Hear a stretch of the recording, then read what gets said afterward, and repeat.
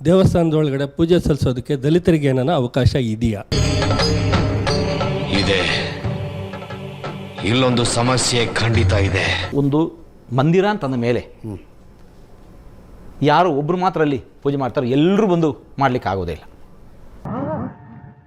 ಎಲ್ಲರೂ 10 ಸೆಕೆಂಡ್ ಮೌನಾಚರಣೆ ಮಾಡೋಣ.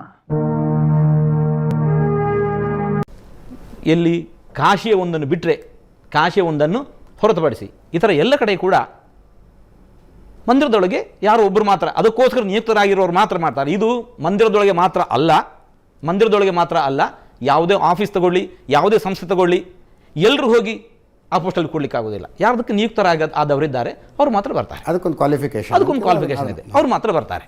ನಮಗೆಲ್ಲ ಗೊತ್ತಾಗೋಯ್ತು. ಕ್ವಾಲಿಫಿಕೇಶನ್ ಇದೆ, ಕರೆಕ್ಟು. ಜಾತಿ ಭೇದ ಅಲ್ಲಿ ಇಲ್ವಲ್ಲ ಸೀಟಲ್ಲಿ ಕುಂಡ್ರಿಸೋದಕ್ಕೆ. ಇದು ಆಕ್ಚುಲಿ ಚೆನ್ನಾಗಿರೋದು. ಈಗ ಅಲ್ಲಿ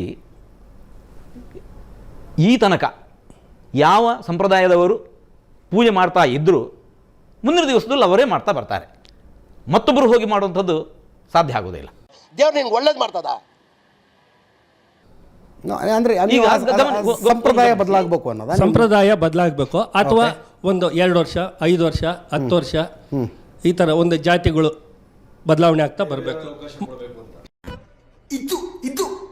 ನೋಡಿ, ಒಂದು ಪಕ್ಷ ಇದೆ, ಆ ಪಕ್ಷದಲ್ಲಿ ಪಕ್ಷಾಧ್ಯಕ್ಷ ಯಾರಾಗಬೇಕು?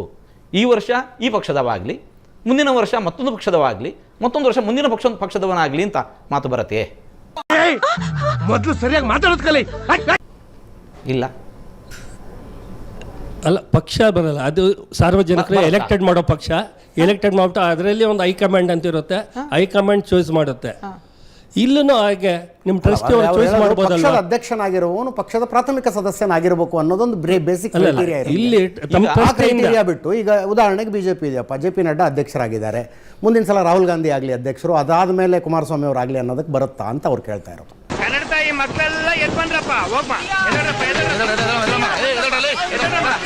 ಇಲ್ಲ, ಇಲ್ಲಿ ಅದು ರಾಜಕೀಯ ಬೇರೆ, ಲೋಕ ನಿಯಮವನ್ನು ಎಲ್ಲ ಕಡೆ ಅಪ್ಲೈ ಮಾಡ್ಕೋಬೇಕು.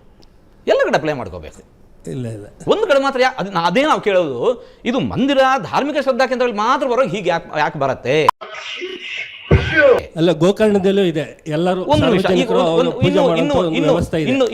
ಒಂದೇ ಜಾಗ ಹೇಳಿದ್ರೆ ಗೋಕರ್ಣದಲ್ಲೂ ಇದೆ. ಇನ್ಸಲ್ಟ್ ಮಾಡ್ತಾ ಇದೀಯ ನೀನು. ಒಂದು ನಿಮಿಷ, ಇನ್ನೊಂದು ಪ್ರಶ್ನೆ.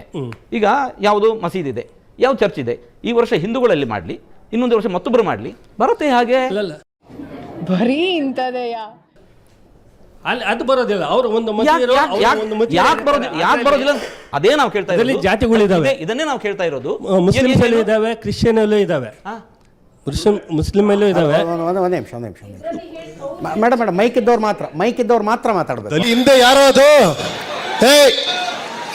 ಹಿಂದ್ಗಡೆ ಸೈಲೆಂಟ್ ಆಗಿರಪ್ಪ, ಯಾರೇ ಅದು, ಸೈಲೆನ್ಸ್. ಮಂತ್ರಗಳನ್ನ ಕಲ್ತು ಈಗ ಜನವರ ಹಾಕೊಂಡಿದ್ ಕೂಡಲೇ ಬ್ರಾಹ್ಮಣ ಆಗೋದಿಲ್ಲ. ನಾನು ಸಣ್ಣವನಿದ್ದಾಗಿಂದ ಕಲ್ತಿರುವಂತ ವಿಚಾರ ಇದು. ಒಂದ್ ಸ್ವಲ್ಪ ಕರುಣೆ ಇರ್ಲಿ. ಇದೆ ಕೈ ಮುಗಿದು ಬೇಡ್ತೀನಿ, ಕರುಣೆ ಇರ್ಲಿ. ಪ್ರೀತಿ ಇದೆ, ಈ ತರ ಪ್ರೀತಿ ಇದೆ, ಕರುಣೆ ಇಲ್ಲ. ಬ್ರಾಹ್ಮಣತ್ವ ಅಂದ್ರೆ ಮಂತ್ರಗಳನ್ನು ಕಳೆದು ಶಿಶುನಾಳ್ ಶರೀಫ್ರೇ ಇದ್ದಾರೆ, ಅವ್ರು ಬ್ರಾಹ್ಮಣರಲ್ಲ, ಹುಟ್ಟು ಬ್ರಾಹ್ಮಣರಲ್ಲ, ನಂತರ ಬ್ರಾಹ್ಮಣ ಆದ್ರು ಅವರು ನಿಜ. ಅವರು ದಲಿತರೊಬ್ರು ಒಳಗೆ ದೇವಸ್ಥಾನದಲ್ಲಿ ಪೂಜೆ ಮಾಡ್ಬೇಕು ಅನ್ನೋ ಅಖಂಡ ಪಾಂಡಿತ್ಯವನ್ನ ಪಡಿಲಿ, ಅವರು ಪಡೆದು ಮಾಡ್ಬೋದು, ಅದ್ರಲ್ಲಿ ತಪ್ಪಿಲ್ಲ ಅಲ್ವಾ ಗುರುಗಳೇ? ಖಂಡಿತ. ಅಲ್ಲ, ಪಾಂಡಿತ್ಯ ಪಾಂಡಿತ್ಯ ಕಲಿತೆ. ಕಾಂಗ್ರೆಸ್ ಸದಸ್ಯರು ಇತ್ತೀಚೆಗೆ ಅವರು ಸೈದ್ಧಾಂತಿಕವಾಗಿ ಬದಲಾಗ್ತಾ ಇರುವ ರೀತಿಯನ್ನು ನೋಡಿ ನಾನು ಇವತ್ತು ಹೇಳಲಿಲ್ಲ. ಅವರು ಸ್ವಾಮೀಜಿ ಅವರು ಕಾಂಗ್ರೆಸ್ ಸದಸ್ಯರು. ಓಕೆ,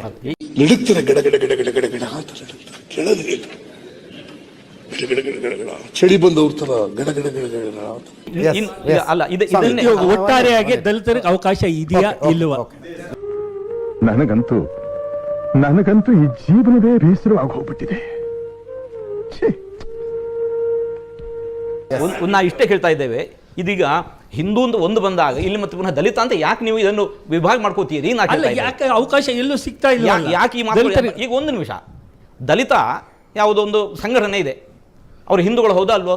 ಹಿಂದೂಗಳು ಭಾರತೀಯರು ಹೌದಾ ಅಲ್ವೋ? ಭಾರತೀಯರೇ. ಅಲ್ಲಿ ಇತರರಿಗೆ ಅವಕಾಶ ಕೊಡ್ತೀರಾ? ಯಾಕೆ ಎಲ್ಲರೂ ಇದ್ದಾರೆ? ಒಂದು ನಿಮಿಷ, ನಮ್ಮ ದಲಿತ ಸಂಘಟನೆಯ ಮುಖಂಡ ಒಬ್ಬ ಬ್ರಾಹ್ಮಣ ಆಗ್ಲಿಕ್ಕೆ ಬಿಡ್ತೀರಾ? ಯಾರನ್ನ? ಒಬ್ಬ ಬ್ರಾಹ್ಮಣ ಆಗ್ಬೋದಾ? ದಲಿತ ದಲಿತ ಸಂಘಟನೆಯ ಮುಖಂಡ ಅಧ್ಯಕ್ಷ ಒಬ್ಬ ಬ್ರಾಹ್ಮಣ ಆಗಬಹುದಾ? ಅಲ್ಲಲ್ಲ, ಅದು ಹೇಗೆ ಸಾಧ್ಯ?